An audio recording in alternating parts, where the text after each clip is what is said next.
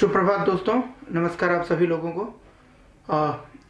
जैसा कि आप सबको पता है कि हम एक नई सीरीज़ लेके आए हैं सीटेट में भी, और अब हम DSSB में भी जितने भी एग्ज़ाम्स हुए हैं पिछले अभी तक, उन सभी एग्ज़ाम्स के अंदर जो पूछे गए प्रश्न हैं उन प्रश्नों का समाधान लेकर, उन प्रश्नों का सलूशन लेकर आपके सामने आए हैं।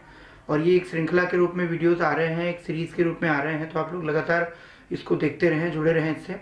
काफ़ी कॉन्सेप्ट्स आपके इससे क्लियर होते जाएंगे साथ ही साथ, और आपका जो एग्ज़ाम के अंदर जितने समय में आपको पेपर हल करना चाहिए उसकी वास्तविक समझ भी आपको बन पाएगी, उसकी स्पीड भी आपकी आ पाएगी। और अगर प्रश्न करते समय कोई गलती हम कर जाते हैं तो वो गलती हम क्यों करते हैं और आगे से वो गलती न हो हमारी, इसका भी अभ्यास आपका हो पाएगा। तो आज की जो वीडियोज़ है दोस्तों, उसमें हम बात करेंगे जो DSSB की तरफ से जो दिल्ली गवर्नमेंट के लिए रिक्रूटमेंट्स होते हैं टीचर्स के लिए, वो DSSB कराता है। तो उसकी तरफ से जो अभी 28 अक्टूबर 2018 को MCD यानी कि जो म्यूनिसिपल कॉर्पोरेशन ऑफ दिल्ली है, उसके अंदर जो प्राइमरी टीचर्स के लिए वैकेंसी आई थी, उसके एग्ज़ाम हुए थे। 4 अलग अलग चरणों में हुए थे, 30 सितंबर को, 13 अक्टूबर को, 14 अक्टूबर को और 28 अक्टूबर को। तो आज का जो वीडियो है ये 28 अक्टूबर को जो परीक्षा हुई थी MCD PRT के लिए, दिल्ली गवर्नमेंट के लिए, उसके ऊपर हम बात कर रहे हैं। इसमें हिंदी वाले सेक्शन में जो 20 क्वेश्चन, आपको पता है कि हर सेक्शन से 20-20 क्वेश्चन आते हैं। टोटल 100 नंबर के क्वेश्चन आते हैं आपके कॉमन पार्ट से, और 100 नंबर आपका सब्जेक्ट स्पेसिफिक होता है। तो कॉमन पार्ट में जो 20 क्वेश्चन हैं हिंदी वाले, उनकी संख्या होती है पेपर के अंदर 61 से लेके 80 तक। हम उसकी चर्चा आज करेंगे। तो शुरू कर लेते हैं दोस्तों, सीधे सीधे वीडियो पे आते हैं। अंत तक देखिएगा वीडियो। आपको अगर वीडियो ठीक लगता है, आपको और क्लासेस ऐसी रिक्वायर्ड होती हैं, अगर आपको लगता है कि ऐसी वीडियोस और आने चाहिए, तो आप निश्चित रूप से कमेंट में इसको सपोर्ट करें, बताएं लिख के। और अगर कोई डिमांड आपकी है किसी और एग्जाम को लेके, तो वो भी बताएं। हम उस पर भी इसी तरीके से सोल्यूशंस लेकर डिटेल्ड आएंगे आपके सामने। चलिए शुरू कर लेते हैं। सबसे पहले देखिए 61 नंबर का जो क्वेश्चन है वो आपके सामने आएगा। सादा शब्द का भाववाचक संज्ञा रूप क्या है? ये पूछा हुआ है आपसे कि सादा जो शब्द है इसका भाववाचक संज्ञा रूप क्या है। और भाववाचक संज्ञा आप जानते हैं एब्स्ट्रैक्ट नाउन को कहते हैं, जिसमें कि हम कहीं ना कहीं किसी न किसी इमोशन को, किसी न किसी अपने एक तरीके से वस्तु स्थिति को, दशा को, कंडीशन को या सिचुएशन को, या किसी व्यापार को, किसी क्रिया के नाम को शामिल करते हैं, गुणों के नाम को शामिल करते हैं। तो सादा से बनने वाली, सादा एक विशेषण शब्द है, इससे बनने वाली भाववाचक संज्ञा क्या होगी? तो इसमें ऑप्शन देखिए, सादे, सादगी, सादी, सीधा। तो सीधा सीधा आंसर क्या मिलेगा इसका? सादगी। जैसे हम कहते हैं सादगी अच्छी है, तो सादगी अच्छी होती है, इसका मतलब सादगी यहाँ पे नाउन के रूप में है, भाववाचक संज्ञा के रूप में है। अगला प्रश्न देखते हैं, 62 नंबर पे आता है आपके सामने। इनमें से सर्वनाम नहीं है। ऑप्शंस क्या दिए हुए देखिए, कोई, आप, नहीं और तुम। अब आपको पता है कि कोई जो है वो सर्वनाम है, कौन सा? कोई जो है सर्वनाम है अनिश्चयवाचक सर्वनाम। जैसे हम कहते हैं कोई आया है, तो कौन आया है ये हमें नहीं पता, इसलिए यहाँ पे संज्ञा के निश्चित होने का बोध नहीं होता है। तो ऐसे सारे सर्वनामों को हम क्या कहते हैं? जैसे कोई हो गया, कुछ हो गया, किसी हो गया, इन सबको हम कहते हैं अनिश्चयवाचक सर्वनाम। तो कोई सर्वनाम है। आप, आपको पता ही है कि भाई पुरुषवाचक सर्वनाम है, और पुरुषवाचक सर्वनाम में मध्यम पुरुषवाचक सर्वनाम है तुम या आप, ये जो होता है ये भी सर्वनाम है। तुम तो है ही है पुरुषवाचक सर्वनाम, मध्यम पुरुषवाचक। तो ये तीनों सर्वनाम है। नहीं सर्वनाम नहीं है, बल्कि निषेधात्मक शब्द है, नकारात्मक शब्द है, जो कि किसी चीज के न होने की सूचना देता है। तो यहाँ पे नहीं उत्तर हो जाएगा, सी ऑप्शन। 63 नंबर पे चलते हैं। नदी से पद, नदी से, ये नदी से दिया हुआ है, इसका मतलब कि एक संज्ञा दी हुई है नदी, और उसके साथ कारक चिन्ह से लगाया हुआ है। तो आपको दोनों को ध्यान में रखकर इसका बहुवचन रूप बताना है। सिर्फ नदी होता तो नदियां होता बहुवचन, लेकिन पूछा क्या है? नदी से, यानी कि नदी के बाद अगर कारक चिन्ह आ जाता है तब इसका बहुवचन रूप क्या होगा? तो आपको पता है कि नदियों से होगा। क्या होगा?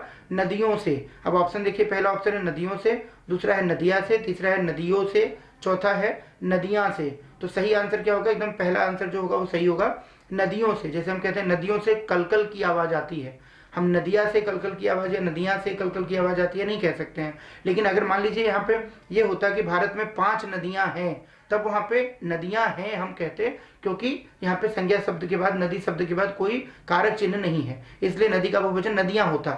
यहाँ पे चूंकि कारक चिन्ह से है, इसलिए यहाँ पे नदी का बहुवचन कारक चिन्ह के साथ क्या हो जाएगा? नदियों हो जाएगा। 5 नदियों से निकलती हुई कलकल की आवाजें, इस तरीके से लिखा जाएगा, बोला जाएगा।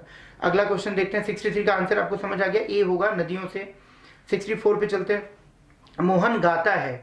मोहन गाता है वर्तमान काल का एक वाक्य है, ये जो सामान्य वर्तमान काल होता है। अब पूछ रहे हैं कि यह वाक्य संदिग्ध वर्तमान काल में क्या होगा? तो संदिग्ध वर्तमान काल में आपको पता है कि एक शंका व्यक्त की जाती है क्रिया के ऊपर, वे जो रूटीन में काम हो रहा है वो शायद हो रहा होगा या नहीं हो रहा होगा, इस तरीके की बात। तो यहाँ पे देखिए मोहन गाता है का संदिग्ध वर्तमान काल में क्या होना चाहिए, मोहन गाता होगा, मतलब हम उम्मीद कर रहे हैं कि मोहन गाता होगा, ये होना चाहिए। ऑप्शन देख लेते हैं। पहला होगा मोहन गाया, ये तो होगा नहीं, ये भूतकाल में चला जाएगा।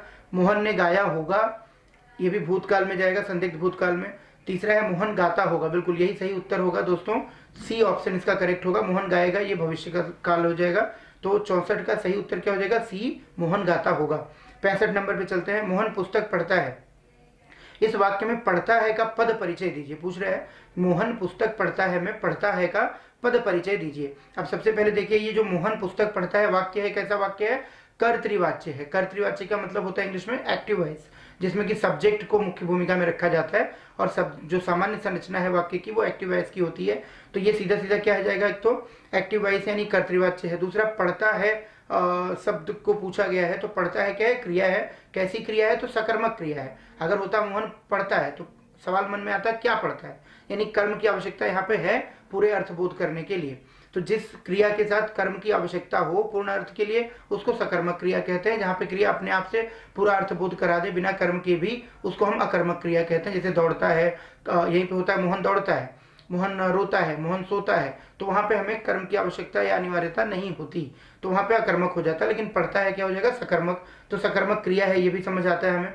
दूसरा इसका कर्म क्या है, पुस्तक है। पुस्तक इसका कर्म हो गया, भाई क्या पढ़ता है, पुस्तक पढ़ता है। तो ऑब्जेक्ट क्या है यहाँ पे, पुस्तक।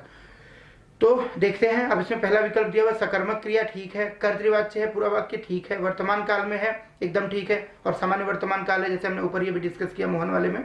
तो मोहन पुस्तक पढ़ता है क्या है, ये सामान्य वर्तमान काल ठीक है एकदम।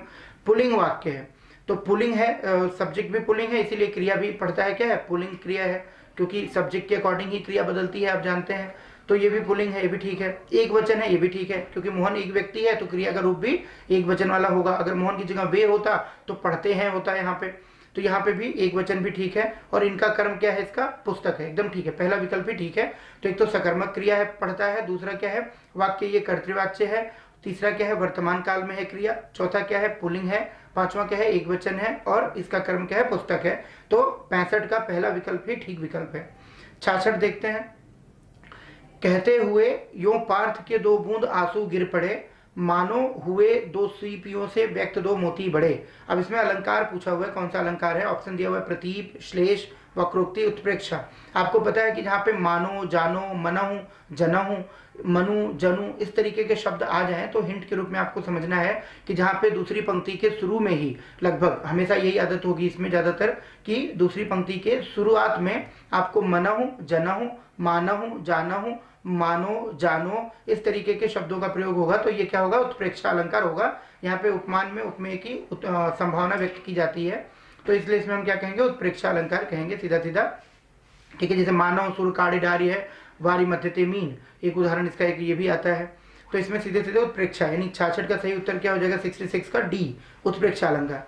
अगला देखते हैं 67। श्रृंगार रस का स्थायी भाव क्या है। तो आपको पता है कि भाई जो भी रस है उन सबका एक स्थायी भाव होता है, जो कि उसका मूल भाव होता है। यानी पूरी कविता पढ़ने के बाद, पूरा नाटक देखने के बाद जो हमारे हृदय पे गहरा प्रभाव पड़ता है, स्थायी प्रभाव पड़ता है, उसी को उस कविता या नाटक का हम क्या कहते हैं, स्थायी भाव कहते हैं। तो श्रृंगार चूंकि आप जानते हैं प्रेम की कविता है या प्रेम रस है, प्रेम का रस है, तो वहां पे जो स्थायी भाव होता है वो क्या होता है, रति होता है। और ये प्रेम पुत्र के प्रति प्रेम नहीं है, माँ बाप के प्रति प्रेम नहीं है, बल्कि नायक नायिका का प्रति प्रेम या नायिका का नायक के प्रति प्रेम है। तो इसमें संयोग भी होता है, वियोग भी होता है, विप्रलंब जिसको हम कहते हैं। तो रस के अंदर श्रृंगार रस एक प्रकार है जिसमें 2 तरह के श्रृंगार की उत्पत्ति हो सकती है। एक तो वियोग श्रृंगार की, जिसको विप्रलंब श्रृंगार भी कहते हैं। जैसे आपने मलिक मोहम्मद जैसी की जो महाकाव्य है पद्मावत, उसमें अगर आप देखते हैं तो रतन सेन और नागमती का जो संबंध है वहां पे, उसमें नागमती का विरह वर्णन बहुत तरीके से दिखाया गया है। जैसे गोपियों और श्री कृष्ण के बीच की बात है, तो वहां पे जब श्री कृष्ण द्वारिकाधीश बन के द्वारिका चले जाते हैं तो वहां पे गोपियों की जो दशा है, जिस तरीके से वो कुम्हलाई हुई हैं, कमजोर हुई पड़ी हैं, रो रही हैं लगातार, वो भी क्या है, कहीं ना कहीं वियोग श्रृंगार का उदाहरण है। तो विप्रलंब श्रृंगार होता है, और जब नायक नायिका मिलन की स्थिति में होते हैं तो वहां पे संयोग श्रृंगार उपजता है। तो उससे फिलहाल हमें मतलब नहीं है यहाँ पे मतलब किससे है कि इसका स्थायी भाव होता है, रति इसका स्थायी भाव होता है, रति का मतलब होता है प्रेम। तो 67 का सही आंसर क्या हो जाएगा, सी।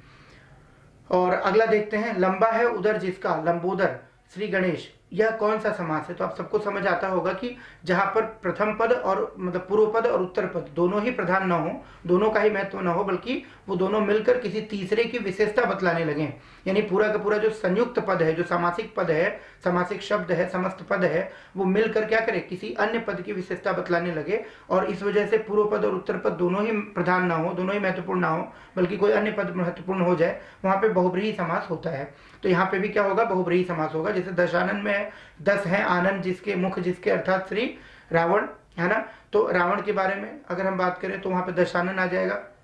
अब कुछ लोगों को आपत्ति हो जाएगी कि श्री रावण क्यों बोल दिया आपने, तो वो एक तरीके से आप इसको मेरी स्लिप ऑफ टंग मान सकते हैं, आपकी इच्छा है, इसमें आपको समस्या नहीं होनी चाहिए, ठीक। तो लंबा है उधर जिसका लंबोदर श्री गणेश, ये किसके लिए हो जाएगा आपका, बहुब्रीहि समास के अंदर आ जाएगा। पहला ही ऑप्शन सही है इसका 68 का। 69 देखिए, बल शब्द के साथ सही उपसर्ग कौन सा है?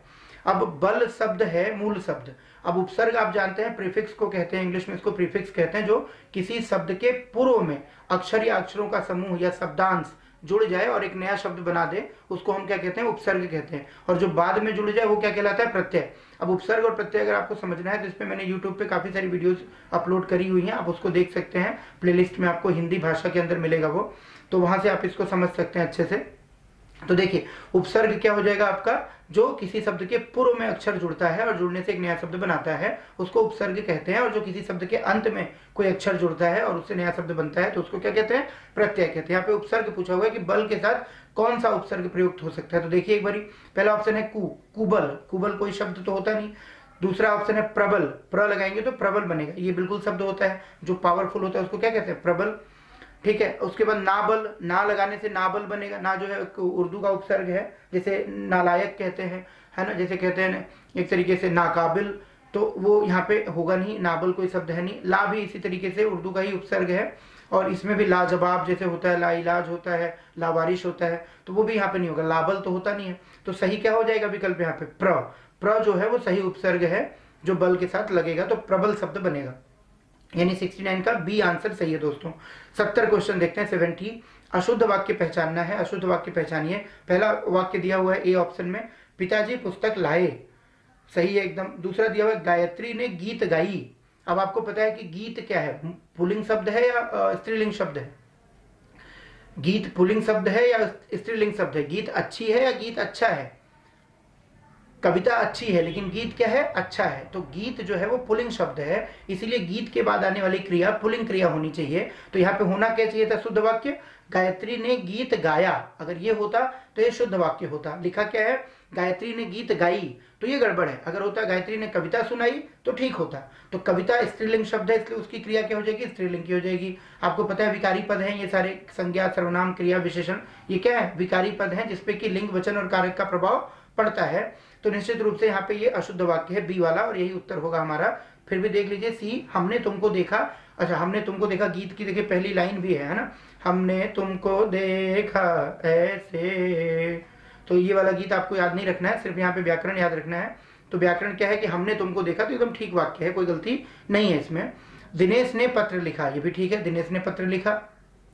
तो इसका मतलब जो अशुद्ध वाक्य पहचानना था आपको, आप पहचान चुके हैं, वो है बी ऑप्शन में, गायत्री ने गीत गाई। और इसका कारण आपको पूर्णतः मैं बता चुका हूं, समझ भी आपको आ चुका होगा। तो आगे से ध्यान रखेंगे, ऐसे प्रश्न जब आपके सामने आएंगे तो आप ध्यान रखिएगा कि जो क्रिया है वो उसके पहले आए हुए ऑब्जेक्ट के अनुसार बदल जाएगी। अगर सकर्मक क्रिया है तो उस स्थिति में क्या होगा, गीत यहाँ पे कर्म है इस क्रिया का, और ये कर्म कैसा है, ये शब्द कैसा है, ये पुल्लिंग शब्द है। तो इसलिए यहाँ पे क्रिया भी क्या होनी चाहिए, पुल्लिंग होनी चाहिए।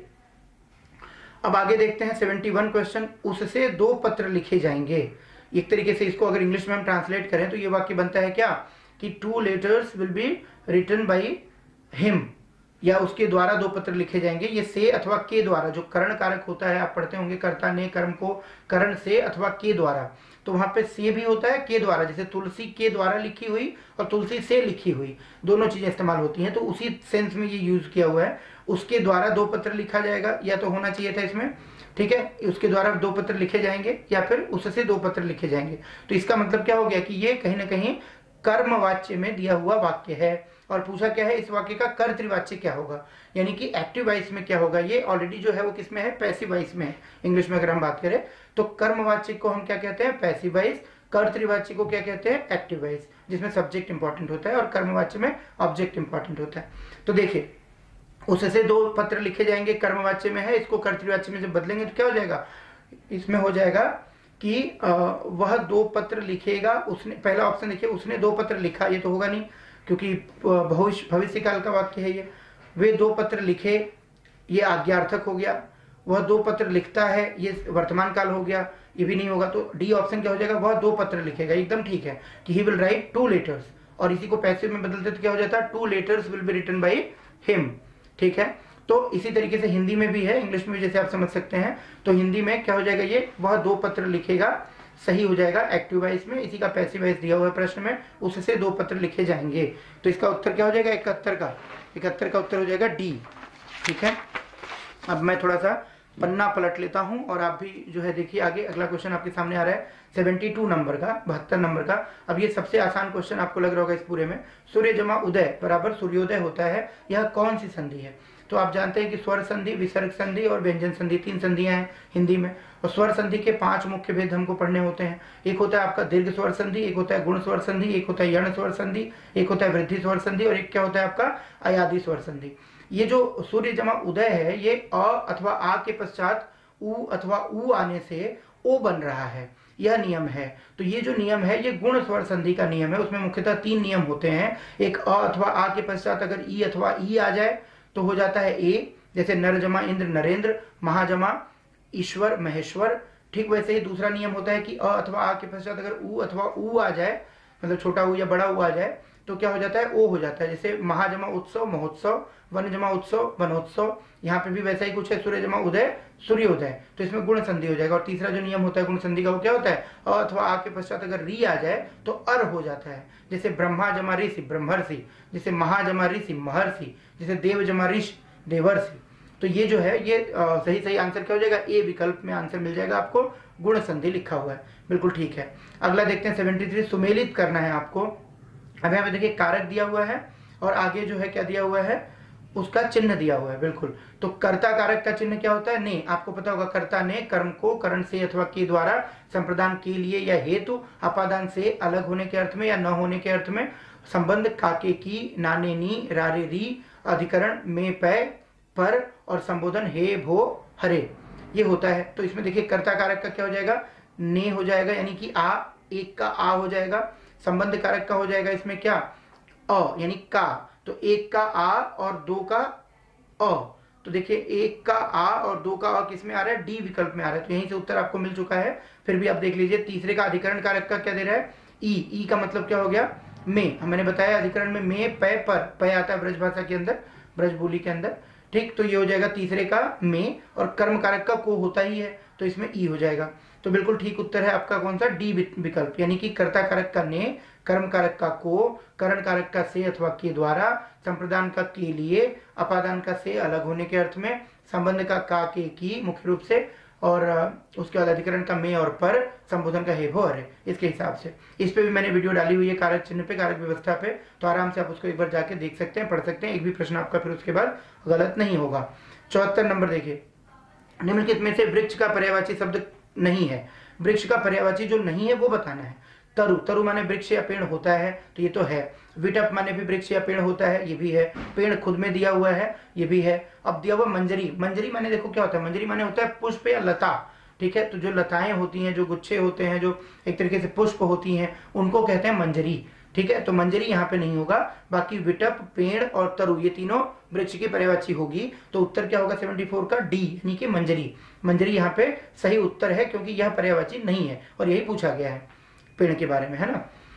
अब 75 देखिए, 75 नंबर क्वेश्चन, जिसके हृदय में ममता न हो उसे क्या कहते हैं। तो भैया निर्मम कहेंगे। निर्मम जो व्यक्ति है ना, जिसके अंदर ममता ही नहीं है, तो वो निर्मम व्यक्ति है। पहला ही विकल्प दिख रहा है आपको, एकदम सही है। आस्तिक कहते हैं उसको जो ईश्वर में आस्था रखता हो, और कृतज्ञ कहते हैं जो एहसान न मानता हो, जो एहसान फरामोश हो, उसको कृतज्ञ कहते हैं। निश्चिंत उसको कहते हैं जिसको किसी चीज की चिंता ना हो, उसको कहते हैं निश्चिंत। तुम निश्चिंत रहो यार, सब देख लेंगे शिवम सर, है ना।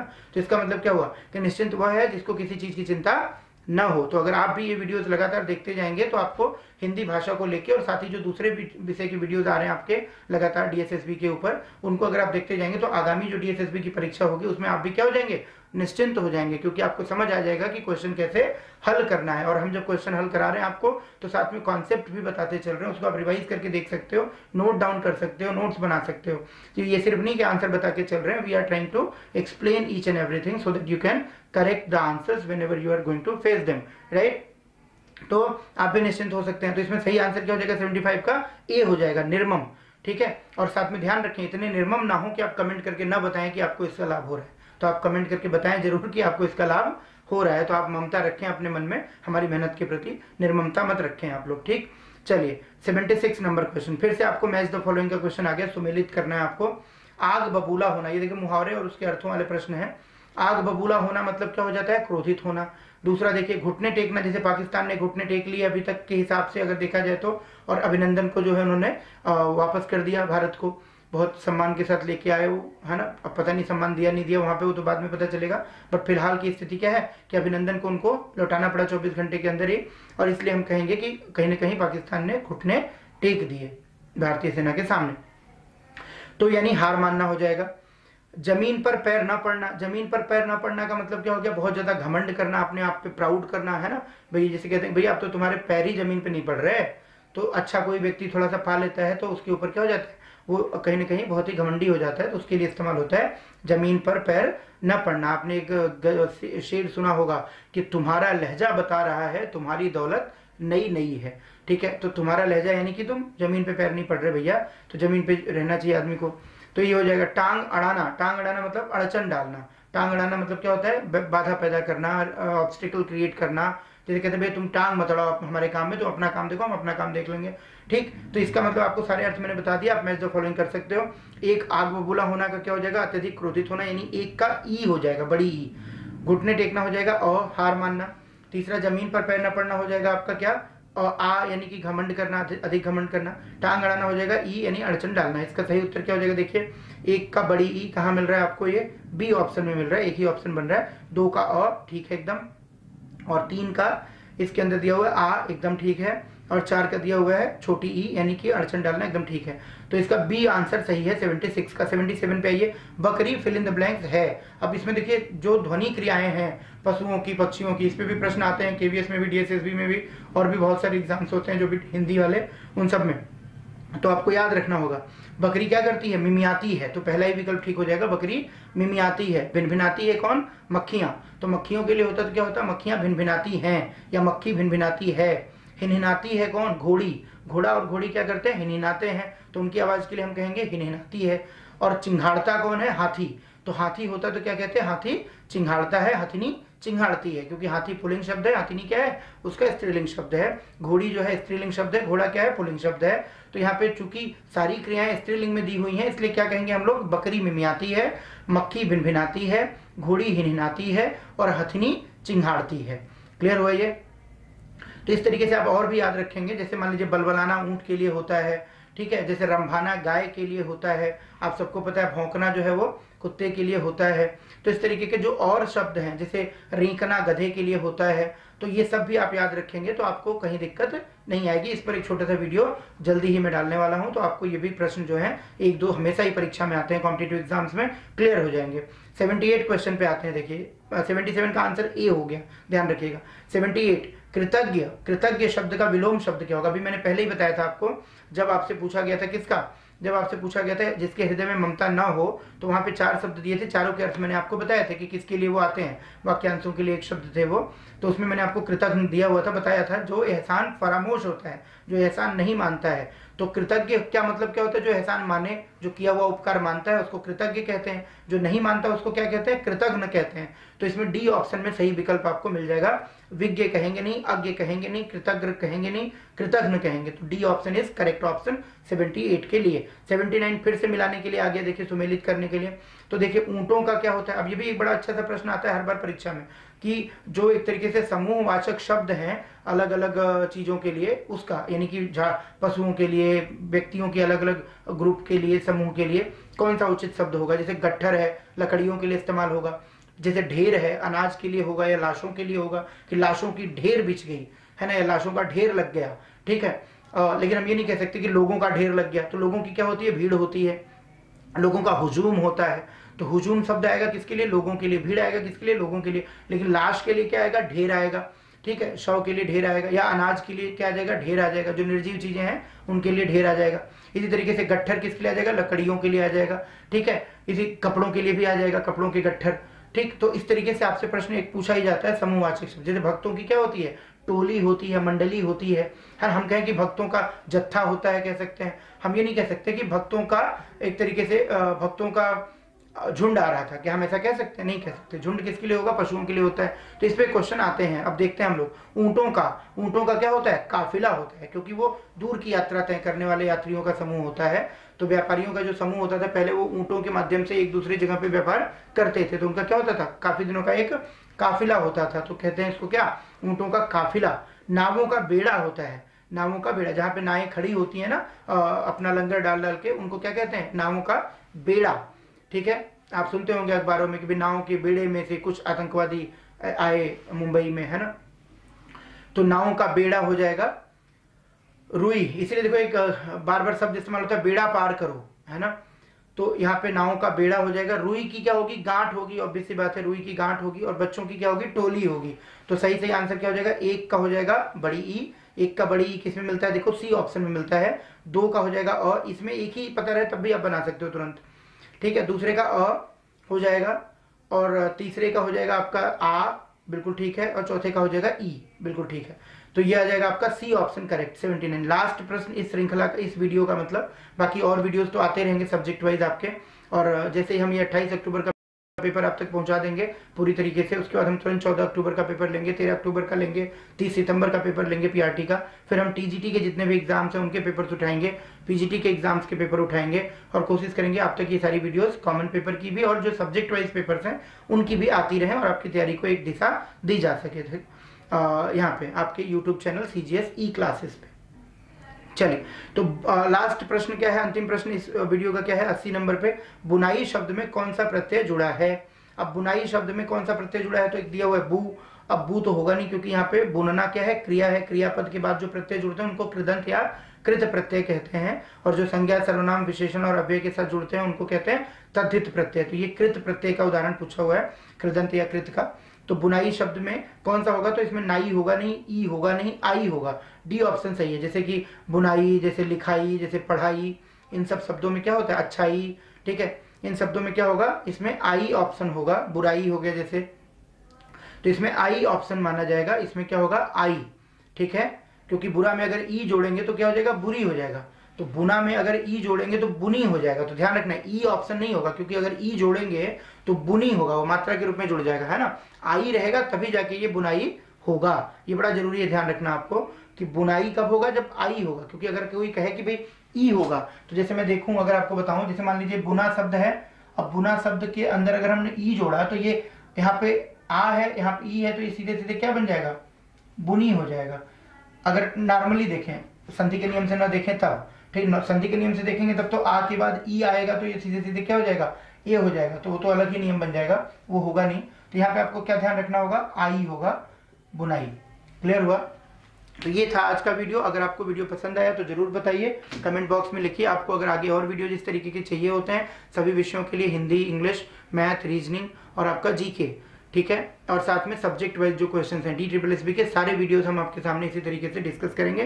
पेपर्स जो इतने भी हुए हैं अभी तक, और लेटेस्ट से हम शुरू कर रहे हैं, पीछे की तरफ जाएंगे, ठीक है। और साथ में सीटेट की वीडियो सीरीज भी हम इसी तरीके से हर एक परीक्षा की लेके आ रहे हैं और अपलोड कर रहे हैं। अलग अलग प्लेलिस्ट में आप जाएंगे, आपको मिल जाएगी। इसके अलावा और भी बहुत सारे वीडियोस के लिए कंटेंट ओरिएंटेड जो वीडियोस हैं, स्टडी मटेरियल पे जो काम है, सीधा सीधा पढ़ाई की बात है, उसके लिए भी आप जुड़े रहें CGS ई क्लासेस के साथ। सब्सक्राइब कर लें अगर आप पहली बार इस चैनल पे आए हैं। और अगर अच्छी लगी है वीडियो तो जरूर इसको लाइक करिए, शेयर करिए, कमेंट करिए, और हमें भी बताइए कि आपको आगे क्या आवश्यकता है। उसके हिसाब से हमारी टीम इसको फाइनलाइज करेगी और अपने कार्य योजना में, प्रायोरिटीज में शामिल करेगी। Thank you so much, have a nice day.